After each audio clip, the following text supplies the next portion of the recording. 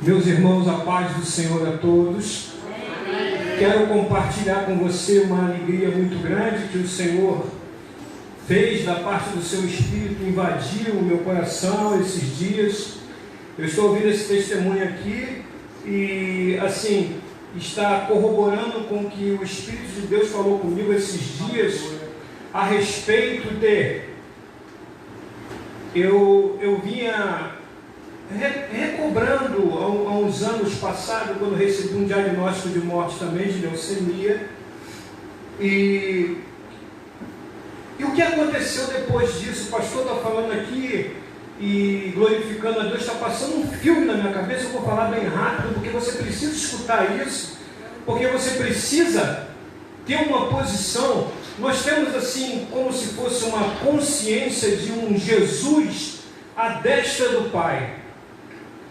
Mas esse mesmo Jesus, ele está aqui no tempo agora. Aleluia. E ele, aonde ele está, nada pode continuar da mesma forma. Aleluia. Você não pode entrar em um culto em que Jesus está presente e sair dele da mesma forma, ou adorar neste culto de qualquer maneira. Nós estamos diante daquele que é digno de todo o nosso melhor. Então, algum tempo atrás, eu estava recobrando os diagnósticos que foram me dados, 3 diagnósticos de leucemia, e eu vi o que Deus fez depois disso.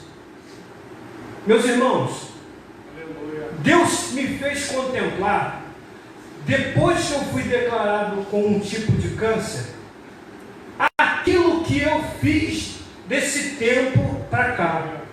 Creia você, meus irmãos, que a idade estava avançada e eu produzi mais nesse tempo de lá para cá do que quando eu estava em plena saúde. Aleluia. Isso só acontece quando você está aos pés do Senhor. Aleluia. O pastor falou também alguma coisa muito maravilhosa que também aconteceu comigo. Ele não freou. Ele estava diante de um grande problema. Eu imagino, assim, eu não vivi, mas imagino, eu vivi algo mais ou menos parecido, mas eu imagino. Mas ele não freou. Os seus desígnios estavam bem plantados. E eu quero dizer isso para você essa noite. Você tem que estar bem plantado. Aleluia. Nós chegamos em um tempo em que nós temos que fazer, como o pastor falou aqui também, eu gravei muito bem, fazer tudo como se fosse a última vez. Fazer tudo, nós não sabemos o tempo de vida. Você sabe o tempo de vida que você tem?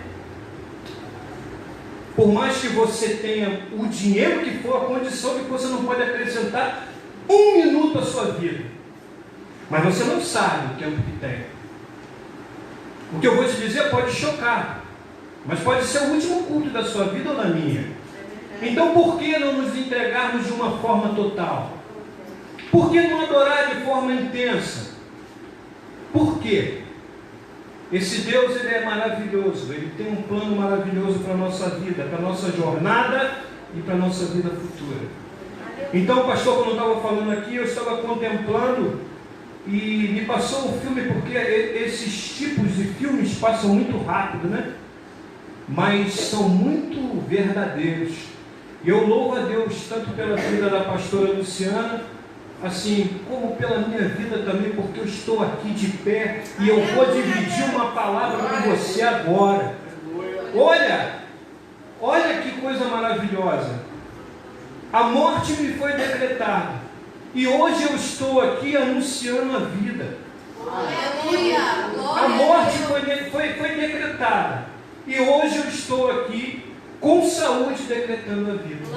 Então, em primeiro lugar, ao pessoal que está aqui no templo, eu quero saudar quem nos assiste também através da live. E quero pedir a você que abra a sua Bíblia no livro de Lucas, capítulo 19.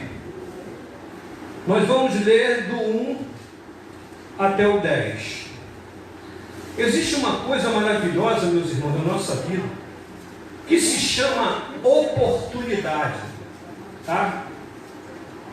Como Jesus está aqui no nosso meio, Essa oportunidade de hoje, ela é única. E você precisa fazer dela, aproveitá-la da melhor maneira possível. Amém, queridos? Então, entenda essa palavra oportunidade. Entenda. Fique aí com essa palavra oportunidade com você. Nós vamos discorrer aqui sobre esses 10 versículos do capítulo 19 aqui, que fala sobre a entrada de Jesus em Jericó, muito próximo dele ser crucificado em Jerusalém. Amém, queridos? Vamos lá, Lucas capítulo 19, vamos com toda alegria no coração. Lucas capítulo 19, versos do 1 até o 10. Diz assim a palavra do Senhor: Tendo Jesus entrado em Jericó, ia passando. Verso 2: E eis que havia ali um homem chamado Zaqueu, e era este um chefe de publicanos, e era rico, e procurava ver quem era Jesus. Não podia por causa da multidão, pois era de pequena estatura. E correndo adiante a uma figueira brava, para o ver, porque havia de passar por ali. Verso 5: Quando Jesus chegou àquele lugar, olhando para cima, viu-o, e disse-lhe: Zaqueu, desce depressa, porque hoje me convém pousar em sua casa. E apressando-se, desceu e recebeu-o alegremente. E vendo todos isto, murmuravam, dizendo que entrara para ser hóspede de um homem pecador. Verso 8: Então Zaqueu, levantando-se, disse ao Senhor: Senhor, eis que eu dou aos pobres metade dos meus bens, e se em alguma coisa tenho defraudado alguém, o restituo quadruplicado. E disse-lhe Jesus: Hoje veio a salvação esta casa, pois também este é filho de Abraão, porque o Filho do Homem veio buscar e salvar o que se havia perdido. Deus abençoe a sua palavra. Queridos, eu queria deixar um título simbólico para essa palavra: o encontro com a salvação.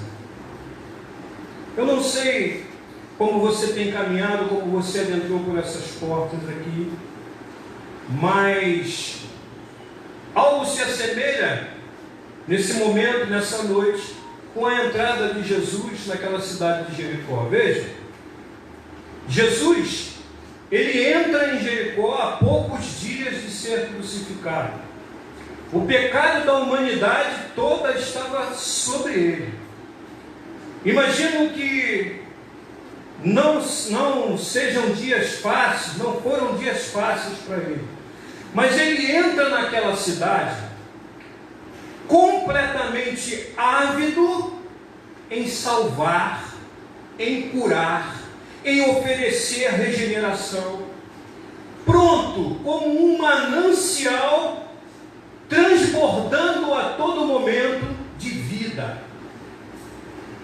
Jesus, quando você começa a estudar os seus passos, a compreender as suas atitudes, você vai ver que ele é um mestre maravilhoso, uma fonte de ensino que você fica assim, deslumbrado com ele. Você fica pensando como um homem, 100% homem, 100% Deus, mas sentindo as dores que nós sentimos, pensando naquilo que nós pensamos, sabendo do que ia acontecer lá na frente. Como é que este homem entra numa cidade, a multidão se acotovelando, e ele pronto e ávido a oferecer salvação, oferecer cura. Ele pronto e ávido para encontrar corações sedentos. Pensa nisso. O Senhor adentra aquela cidade de Jericó. deixa eu te falar um pouco da cidade de Jericó. A cidade de Jericó era uma cidade próxima ao Mar Morto, próxima ao Rio Jordão. Era uma cidade muito arborizada, cheia de palmeiras. Era uma cidade cheia de fontes de águas quentes. Foi uma cidade que ela foi reformada pelo rei Herodes e seu filho Arquelau. Tá? Era uma cidade rica, próspera. Era uma cidade que tinha um posto de cobrança de impostos aos cofres de Roma. Tá?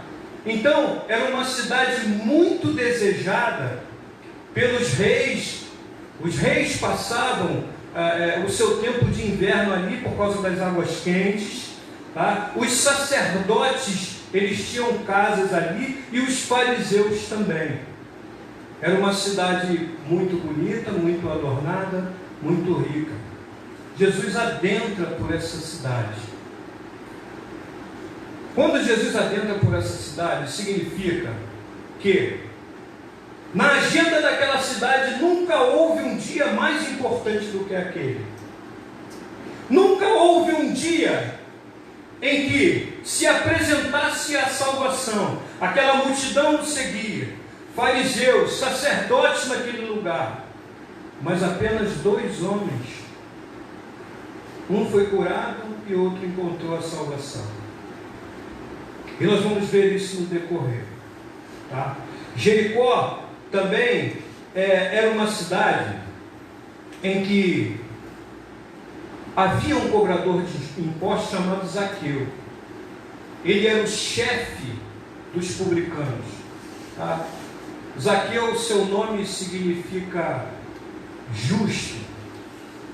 Mas na realidade era um homem odiado pelas comunidades porque cobrava impostos aos cofres de Roma e extorquia impostos além daquilo que o povo poderia pagar. Zaqueu, na realidade, apesar do seu nome querer dizer ser justo, ele de justo não tinha nada. Quando você pega e começa a estudar os publicanos cobradores de impostos, você vê que os métodos de cobrança desse povo não eram nada gentis.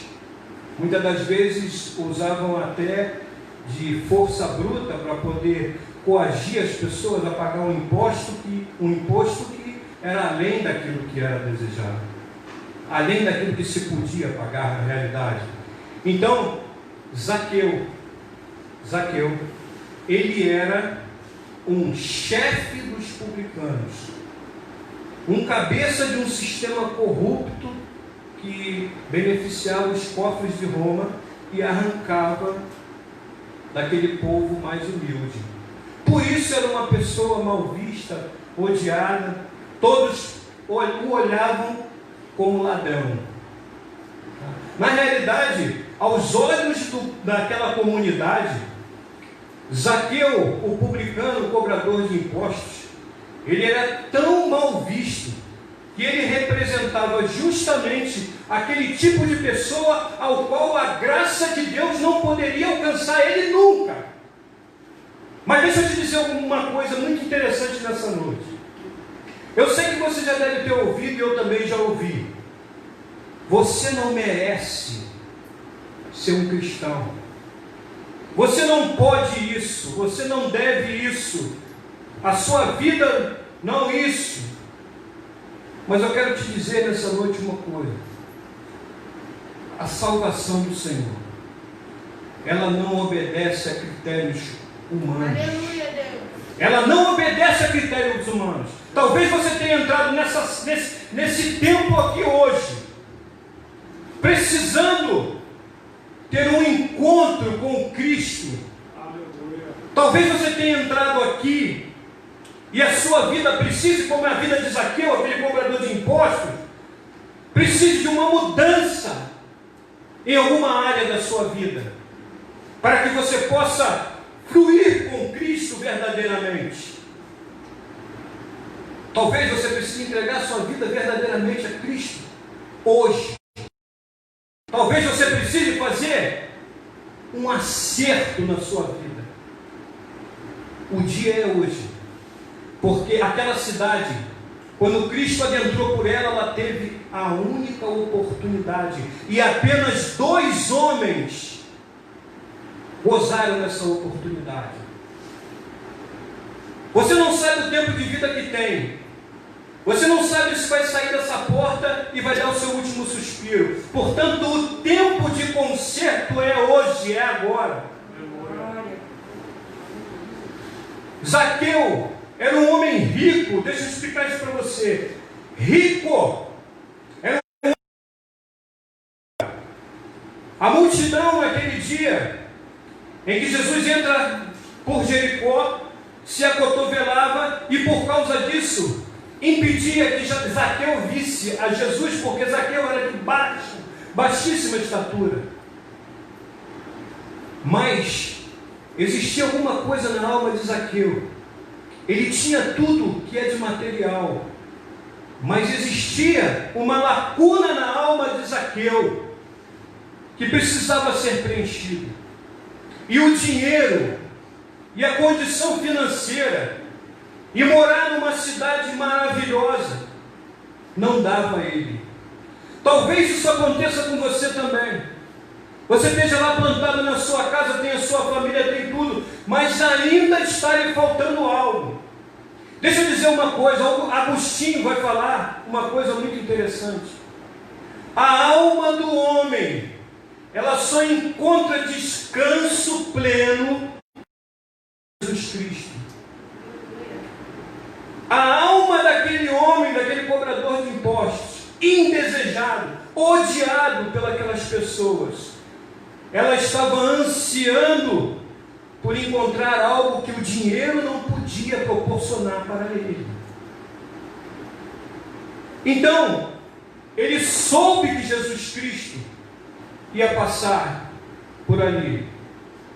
A sua estatura foi o primeiro obstáculo entre ele ver Jesus ou não.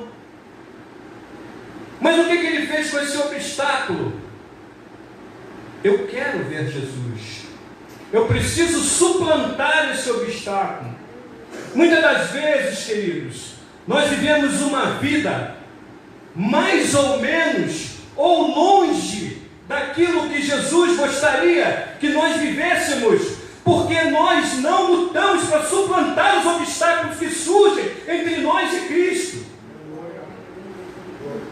Isso é uma realidade. Aquele homem, aquele cobrador de impostos, ele viu que a multidão o atrapalhava, a sua estatura não deixava que ele visse a Cristo. Ele caminhou até uma figueira brava, ele olhou e imaginou, olha, Jesus vai caminhar naquela direção. Eu vou subir naquela árvore para que ele possa me ver. O que nós fazemos para chamar a atenção do olhar de Cristo para a nossa vida?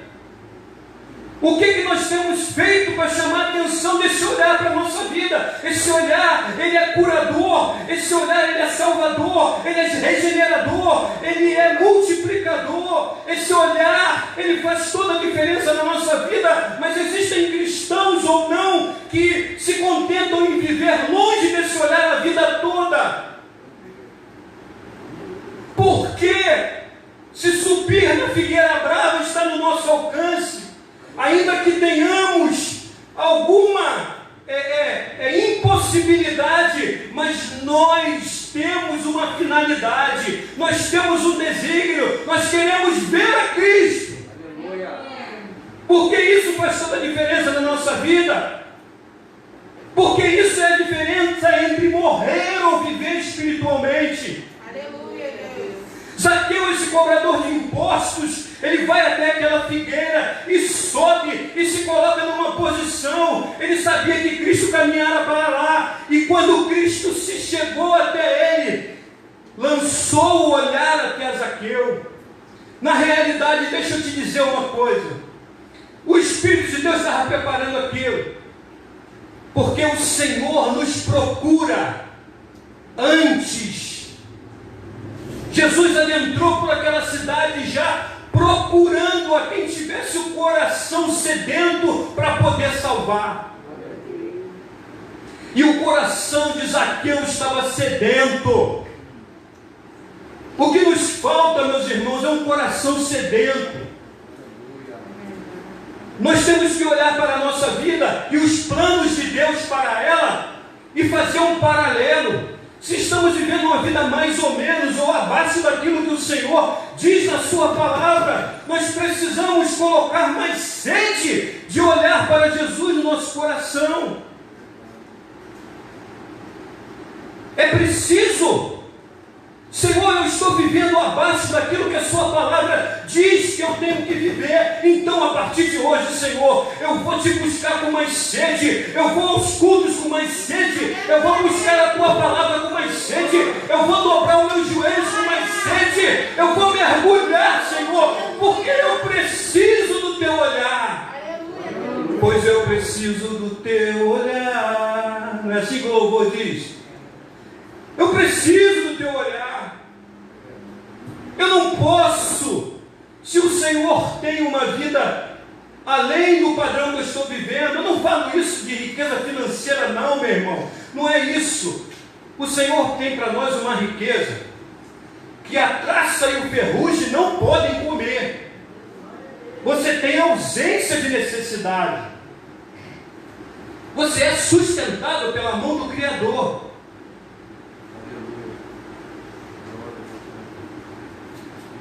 Aquele que através da sua palavra criou tudo.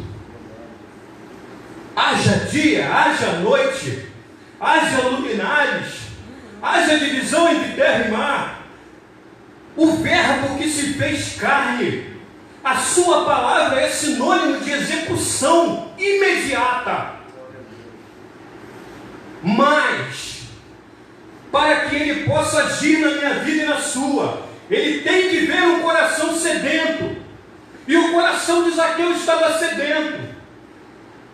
E Jesus, quando chega até ele, diz para Zaqueu: Zaqueu, desce depressa, porque hoje me convém pousar na sua casa. Veja, meus irmãos, veja, preste atenção. O olhar de Jesus cruza o olhar de Zaqueu. Jesus quer cruzar com o seu olhar também. Você precisa sentir que o Senhor está olhando para você. E ele disse para Zaqueu: Zaqueu,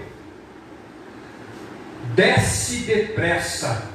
Sabe o que significa essa expressão? Que o Senhor tem urgência em operar na minha vida e na tua. O Senhor tem urgência. Ele, quando te vê viver uma vida abaixo dos níveis normais, Ele tem urgência em agir na nossa vida. Ele pensa o seguinte, Ele olha com um olhar de compaixão para nós e pensa o seguinte: esse meu filhinho precisa viver no padrão que eu tenho. Ele pensa porque é cheio de compaixão e é inclusivo. Veja uma coisa, meu irmão, esse homem Zaqueu, ele era detestado. A comunidade judaica, os fariseus, a multidão murmurou porque Jesus fez pousada na casa deste homem, que era tido como ladrão. Deixa eu te dizer só uma coisa: Deus odeia o pecado, mas Ele ama o pecador. Oh, aleluia. Deus odeia o pecado, mas Ele ama o pecador. E o que acontece? Ele diz para Zaqueu: desce, porque me convém pousar hoje na sua casa. Independente daquilo que a multidão fala. Deixa eu te dizer uma coisa: a multidão existe, mas na realidade a multidão muitas das vezes é obstáculo na nossa vida para o que Deus quer fazer. Muitas das vezes nós damos ouvidos à multidão, que pode ser amigos, parentes, vizinhos. Quando você quer dar um passo em direção a Cristo, muitas das vezes, muitas pessoas se fazem de multidão para que você não chegue até lá. Mas você precisa ter desígnio e entender que a multidão está aí, ela dá sua opinião, mas a última palavra, ela é de Deus. É de Deus a última palavra. É de Deus. Pense no seguinte: aquilo que o Senhor tem para a minha vida e para a sua vida, ninguém pode dar algo melhor. Ninguém. Veja, nós temos uma sensação que somos donos da nossa vida, mas nós não somos. Na cruz do Calvário, o Senhor comprou a nossa vida por preço de sangue, e agora a nossa vida pertence a Ele. E Ele não comprou a minha vida e a sua pelo preço do seu sangue para vivermos uma vida mais ou menos ou ruim. Eu quero dizer a você nessa noite, não foi para isso que o Senhor morreu na cruz e verteu o sangue dele pela sua vida. Portanto, acidente o seu coração, se a sua vida não está no nível que o Senhor propôs na sua palavra. Comece a buscá-lo de forma intensa, como fez Zaqueu. Deixa eu te dizer uma outra coisa. Apesar das críticas da multidão, da comunidade judaica, dos fariseus, de todo aquele povo, de Jesus repousar na casa de Zaqueu, deixa eu te dizer uma coisa. Jesus se assentava com os publicanos, mas quando saía dali, ele é que influenciava os publicanos. Era ele o agente influenciador. Era ele. Porque a palavra estava com ele, a unção estava com ele. A palavra sequer veio à nossa boca e ele já sabe. Então, na realidade, a pousada de Jesus na casa do publicano Zaqueu, ela foi sinônimo de salvação. Tanto que, quando o povo murmurava a respeito daquele cobrador de impostos, de imediato ele disse: Senhor, eu darei a metade dos meus bens aos pobres. E se extorquir algo de alguém, eu restituo 4 vezes mais. Meus irmãos, na lei de Moisés, em Êxodo 22:1, fala sobre esse tipo de restituição. Ele, Zaqueu, aplicou a pena, reconheceu, em primeiro lugar, deu metade daquilo que era seu e disse para Jesus: se eu tirei algo de alguém indevido, nas nossas palavras de hoje, eu restituo 4 vezes mais. Êxodo 22:1 vai dizer isso.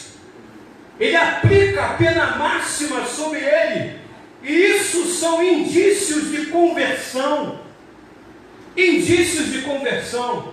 E eu quero dizer para você, se você não está vivendo a vida nos padrões, como eu te falei na palavra de Deus, é preciso que seja feito um exame. Será que a minha conduta está condizente com o que diz a palavra? Será que eu tenho que restituir algo a alguém? Será que eu tenho que acertar algo na minha conduta? Será que eu preciso fazer algo para que venha fruir aquilo que a palavra propõe na minha vida? É preciso que haja esse exame de consciência baseado na palavra, meu irmão. Você precisa pegar a palavra como régua e fazer esse exame de consciência. Existem muitos cristãos ou não cristãos que estão vivendo uma vida muito abaixo daquilo que o Senhor propõe. E sabe o que acontece com isso? Muitas das vezes ele quer falar ou revelar algo, mas às vezes nós não estamos num nível capaz de compreender aquilo. Zaqueu, ele demonstrou uma sede no seu coração. Aquela lacuna que Agostinho falou, que existe na nossa alma. Agostinho disse, como eu te falei, que a nossa alma só encontra descanso pleno no Senhor Jesus. Esse homem, um homem riquíssimo uma cidade maravilhosa, era um cobrador de impostos, não faltava nada para ele, mas tinha uma lacuna na alma dele, que só Jesus pôde preencher. Mas quando ele encontrou Jesus, quando Jesus olhou para ele, quando Jesus fala para ele, desce depressa, veja que Jesus ele se dirige a Zaqueu, assim, algo direto e pessoal. Zaqueu, chamou pelo nome. Desce depressa, significa eu tenho urgência. Eu tenho urgência de salvar a tua casa. Oh, aleluia. Desce depressa. Meu irmão, o tempo é depressa. Isso que eu estou falando para você, essas ações na sua vida, é hoje, é depressa. O Senhor tem pressa em agir. Aleluia. O Senhor, Ele quer fazer algo. Há alguns anos atrás, eu tenho assim, quando eu estou estudando, falando com Deus, Deus me mostra que essas tendas vão ser largadas, mas Ele vai preparar para largar as tendas, e você não pode ficar assim, num tempo em que não é aquele que Deus quer que você esteja, espiritualmente falando, porque nós precisamos ir como igreja, coesos, sabe, compactos, no plano de Deus. Então, Deus faz uma grande obra na vida desse cobrador de impostos. O que Ele faz? Ele se arrepende, ele propõe doar a metade dos seus bens, ele propõe restituir 4 vezes mais se ele, por um acaso, extorquiu algo de alguém a mais que não deveria. Aplicou a pena máxima da lei, que está lá em Êxodo 22:1, nele mesmo. E Jesus diz para ele: hoje houve salvação nessa casa. Hoje houve salvação nessa casa. O Senhor adentra por uma cidade, multidões se acotovelando, e apenas são salvas. Aquele cego que mendigava à beira do caminho, Zaqueu. Ao cego ele disse: que queres que eu te faça? Jesus é maravilhoso, meu irmão, Jesus é maravilhoso. Quando você pega as expressões de Jesus, aquelas pessoas que verdadeiramente estão com o coração sedento, são necessitados, você vê que é tudo fruto de compaixão verdadeira. A compaixão é o seguinte: alguém definiu compaixão como a tua dor no meu peito. Jesus toma a dor da pessoa e age para extinguir essa dor. Quero dizer a você nessa noite que se você entrou aqui de uma maneira que, assim, pastor, hoje eu estou vivendo uma vida assim, depois dessa pandemia, as coisas não estão iguais, as coisas precisam ser melhores. Eu quero te deixar uma receita: encha o teu coração de sede de buscar a Jesus, enche o teu coração de sede de cultuar com o que você tem, coração de sede em conhecer essa palavra, em buscar e estudar. Enche o teu coração de sede de orar mais. Ore, ore, ore, ore, até se tornar amigo de Jesus. Assim disse Billy Graham. Ore, ore, até que você se torne amigo íntimo de Jesus. Meus irmãos, é algo maravilhoso. É algo maravilhoso. Existe um Deus que Ele quer e anseia nos encontrar com o coração sedento.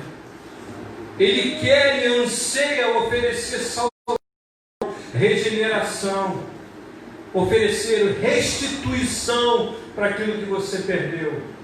Eu quero te dizer que dos momentos mais difíceis da minha vida para cá, Deus restituiu tudo, tudo, tudo. Eu vou te dizer uma coisa bem rápida. Eu tenho um irmão mais novo que é como se fosse meu filho. Determinado momento da vida, a vida ficou muito difícil para ele. Eu entreguei a chave da casa que eu morava para ele. E fui morar num quarto. E ele disse para mim: meu irmão, eu não tenho como te pagar isso. Eu falei: mas meu irmão, eu não pedi que você me pagasse nada. E aí meu pai faleceu e tal. Aí ele falou comigo assim: e aí meu irmão, como vou fazer? Eu falei assim: vamos no cartório que eu assino, tu fica com a casa.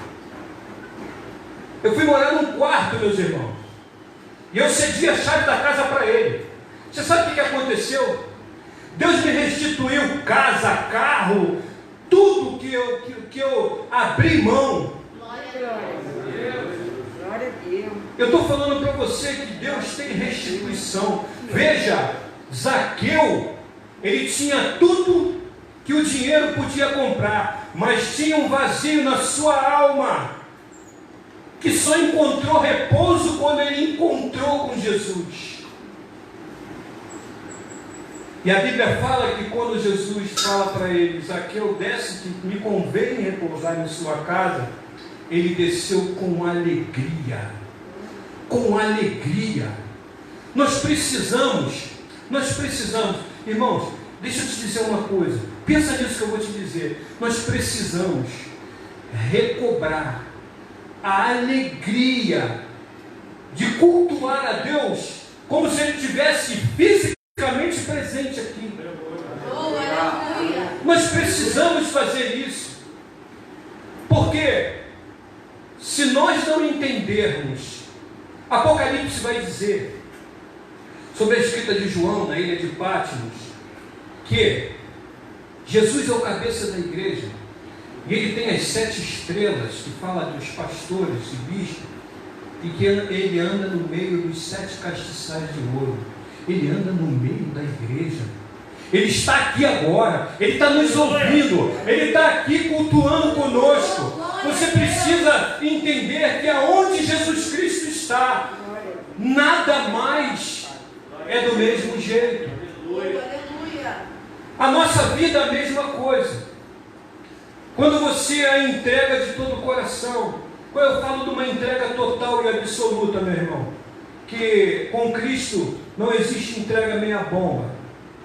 Entendeu? Não existe isso, porque o Deus Pai não entregou nada meia bomba para morrer na cruz do Calvário por nós. Não, Ele entregou o que Ele tinha de melhor. Então, esse é o nosso exemplo. Esse é o nosso exemplo. Tá? Então, a vida desse publicano cobrador de impostos, ela mostra para nós algo muito maravilhoso. Que se o nosso coração estiver sedento, ouvirmos a palavra do Senhor e obedecermos com toda a alegria, Ele fará grandes coisas na nossa vida. Esse homem doou metade da sua fortuna e restituiu 4 vezes mais aqueles que ele extorquiu. Tá? Mas ele ficou mais rico de quando ele era rico. Oh, aleluia. Você pode entender isso? Você sabe por quê? Porque ele começou a fazer parte de uma fortuna que o gafanhoto não come nem a taça. Ó, lá no céu. Lá no céu. E é essa a proposta de vida para Jesus, para a minha vida e para a sua vida. Aquele cego, Jesus perguntou a ele: que queres que eu te faça? Meu irmão, pensa nisso. Pensa em Jesus, você diante de Jesus, Ele perguntando para você: o que queres que eu te faça? Meu Deus, isso é tremendo. Jesus, Ele não faz diferença. Veja que Ele cura um cego mendigo e salva um rico. A Bíblia fala que é mais fácil um camelo passar no buraco de uma agulha do que um rico entrar no reino do céu. Aquele jovem rico, o Senhor pediu que ele desfizesse de toda a sua riqueza e o seguisse, e ele não o fez. Ah, pastor, mas ser rico é o problema? Não. O amor ao dinheiro que é a raiz de todos os males. É o amor ao dinheiro. Você veja que uma das primeiras coisas um dos primeiros sintomas que você vê quando há conversão na realidade, isso aqui é o bolso, ó. É uma das coisas que se vê. Você começa a dar o dinheiro, botar ele no lugar que ele tem que estar. Não passa a ser mais o seu Deus. É bom ter dinheiro? É pecado ser rico? Não, mas o meu coração não pode estar nele e ele não vai governar a minha vida. Está ali para quê? Eu possa ser fiel na casa do Senhor, para que eu possa ajudar os domésticos da fé, para que eu possa investir em missões, ajudar aqueles que eu acho que eu devo, mas nunca ser o meu Deus. Isaqueu mostrou isso, e a salvação chegou à sua casa. Eu quero dizer para você nessa noite, meu amado, que o Senhor Jesus, os propósitos dele para a nossa vida são tremendos. A proposta dessa palavra é que você examine a sua vida. Se você está vivendo algo abaixo daquilo que a palavra propõe para você, busque mais. Coloque mais sede no seu coração. Coloque mais sede. Que a palavra diz no seu último versículo aqui que o Senhor veio para aqueles que necessitam de salvação, de ser salvos. O Senhor veio para aqueles que necessitam de ser salvos. Muitas das vezes, nós, por um certo orgulho ou por uma certa vergonha, nós olhamos para algo que precisa ser modificado e deixamos aquilo passar. E aquilo nos coloca numa posição aquém daquilo que Jesus gostaria que nós estivéssemos. Esse homem, esse publicano, ele era indesejado, odiado, fazia práticas fora da lei. As comunidades, a comunidade judaica, os fariseus, a multidão, todo mundo condenou Jesus porque foi repousar na sua casa. Mas Jesus, ele tem salvação para esse tipo de pessoa também. Ele não faz acepção de pessoas no que diz respeito à salvação. Não faz. E critérios humanos não movem Jesus Cristo. Não movem. Os critérios humanos, quando o Senhor ele está com o objetivo de salvar, e ele sabe que aonde ele está, ele é um agente influenciador. Ele sabe que aonde ele está, o pecado não pode influenciar ele. Ele venceu o pecado. Ele sabe. Ele pode se assentar com publicanos, sim. E quando se levantar, esses publicanos estão convertidos. Aleluia! Glória a Deus. E isso é um ensinamento para nós também, na nossa vida secular. Ser agentes influenciadores. Amém, queridos? São 8h26, eu vou ficar por aqui. Eu quero dizer a você que a alma do homem, ela só encontra descanso pleno em Jesus. Portanto, a nossa vida precisa ser inclinada completamente para Jesus. Tudo aquilo que se opõe entre nós e Jesus, para que possamos nos achegar até Ele, a opinião da multidão, obstáculos sociais, obstáculos físicos, não são justificativa para que nós cheguemos no obstáculo. Eu quero ver Jesus. Ver Jesus significa conversão total, restituição total, desligamento com o pecado total, rompimento com aquilo que nos faz mal. É a palavra dessa noite. Amém, queridos? Que o Senhor possa te abençoar. Eu quero dizer que eu estou muito feliz por poder estar de volta ao templo, compartilhando essa palavra com vocês.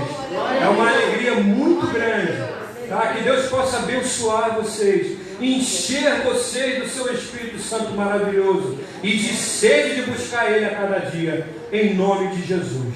Amém. Deus os abençoe.